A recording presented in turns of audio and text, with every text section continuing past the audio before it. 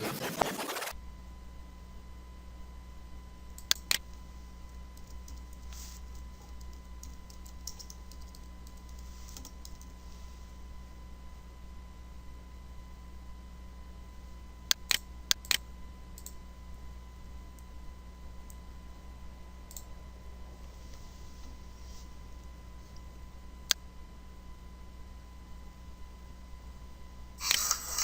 else that's for CGC. There are special books that come from special collections. I'm a big EC fan. This is an EC that came from the personal collection of William Gaines, the publisher of EC Comics. As he was publishing his books, he took 13 copies of everything that he ever published, which were called basically the trend books, when he took over the company from his father. That's when EC went into crime comics, horror comics, and science fiction comics, and they also had a very good line of war comics called Frontline Combat, and a line of adventure comics called Two-Fisted Tales. William Gaines put away 13 copies of everything he ever published. Many years later, this was in, say, the 1990s, he went into his closet and he had brown butcher. He had kept these things he wrapped them in brown butcher paper. He undid them, and out of them popped these magnificent copies, which are the best copies that still survive of EC Comics, and they all graded in the 9s and above. This copy graded a 9.6. There might be a copy or two above it, but it's one of the 13 best copies probably that ever existed. Still, it was totally untouched for over, this was from 1951, for over 64 years. Okay. One of the best things about CGC is the fact that they, aside from grading books, they also do what we call as a restoration check, which is very important once you get into the very, very valuable books and the higher end books. It is very easy for a novice to get taken. You could end up buying a book for $50,000 or $100,000 and be taken by a scam artist, and there are some notorious scam artists still alive who dealt long time on eBay, who have now gone to Amazon, in fact, and they know what they're doing as far as ripping people off. And if you don't know what you're doing, you could buy a time bomb of a comic book. This is a comic that I bought as a total rag. It was in 3 pieces. There was the cover, the front cover, totally split apart, and the body of the book. And it was horrible, but it was basically all there. You know, the cover was torn, it was ripped, it was dirty, it was a mess. You really couldn't, you could barely handle the book, okay? I sent this to a good friend of mine. His name is Mike DeGillis, who has a company called Hero Restoration. The abilities nowadays of comic book restoration artists is incredible. There are legitimate ones and there are illegitimate ones, okay? Mike is a legitimate restoration artist, and what he does, he documents and he will detail and tell you about it and charge you a good deal of money for it. Mike charged me, I think it was $700 or so to take this from what was basically a 1.0, unrestored book, all the way up to a 6.5 restored. He did leaf casting, which is adding all kinds of paper to all the missing pieces out of it, to every single page, I believe, on here. He did recoloring, color touch-up, adding pieces, pressing the book. He just did a magnificent job. But the thing is, once a comic book is restored and is no longer the natural condition that it was originally found in, that means that the value of it is much less than if this was a 6.5 unrestored book. The CGC does a restoration check, and when you get your comics back, you're going to know if there is any color touch or anything that's been done to manipulate this comic in a bad way. That is one of the great bonuses of getting your book CGC graded. If you buy a book, a valuable book from somebody, and they claim that it is a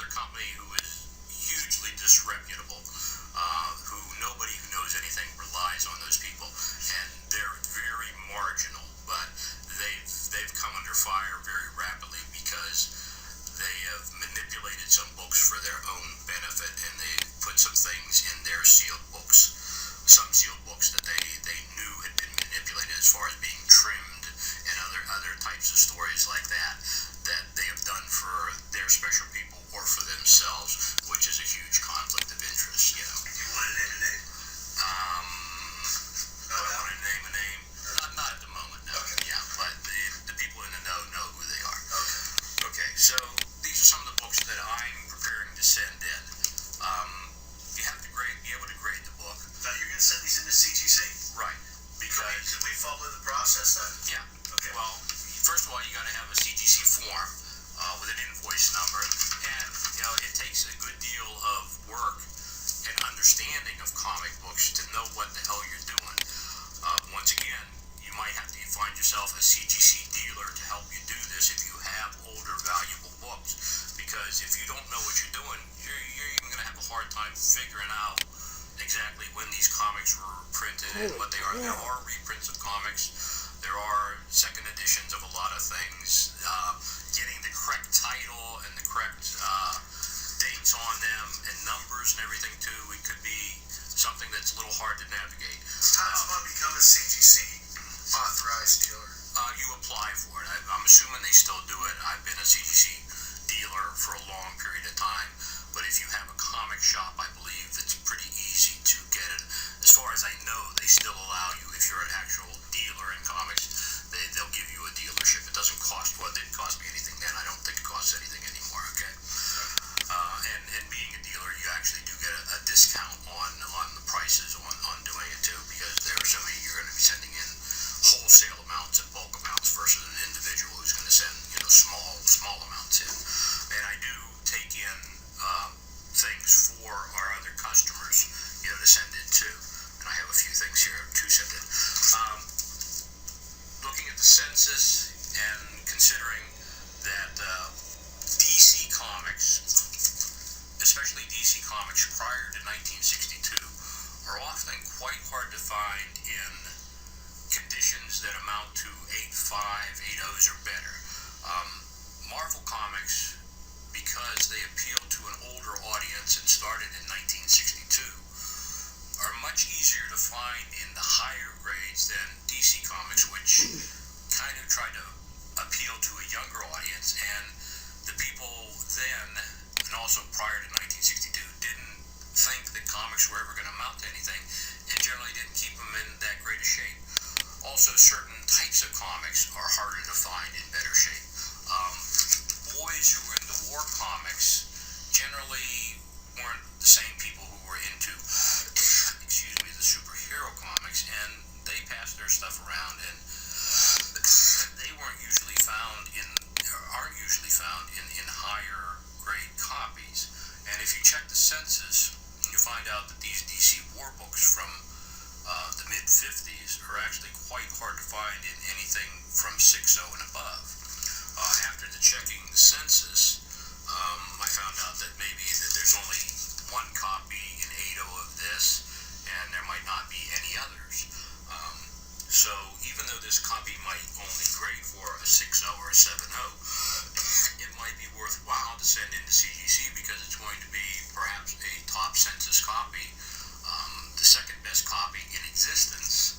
And this might also be, and this contains a very nice Joe Kubert cover, one of the greats of the comic industry, who went on later on in our Army of War to have his most famous character, which was Sergeant Rock, which is the top war character of all time.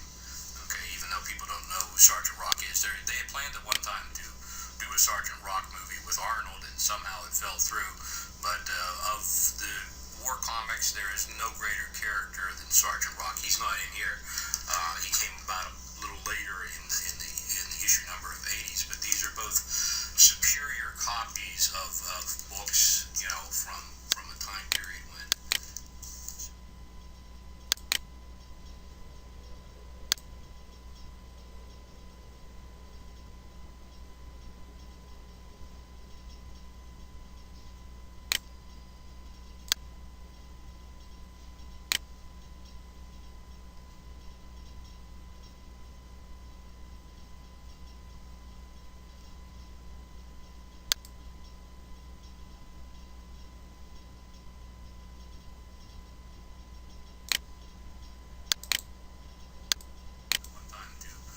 Sergeant Rock movie with Arnold, and somehow it fell through. But of the war comics, there is no greater character than Sergeant Rock. He's not in here. He came about a little later in the issue number of 80s, but these are both superior copies of books, from a time period when superior copies are very hard to find. This is a book that we're sending in for one of our customers. And although it's not in the greatest of shape, it's only maybe a 5.0 at best. It's a hot book. It's only from 67, but it has the first appearance of what is the current, or was the most recent, Batgirl. There was a Batgirl prior to this, but this is Barbara Gordon Batgirl. And this has become a hot book. Even at 5.0, this book is worth $100, but that's the guide price.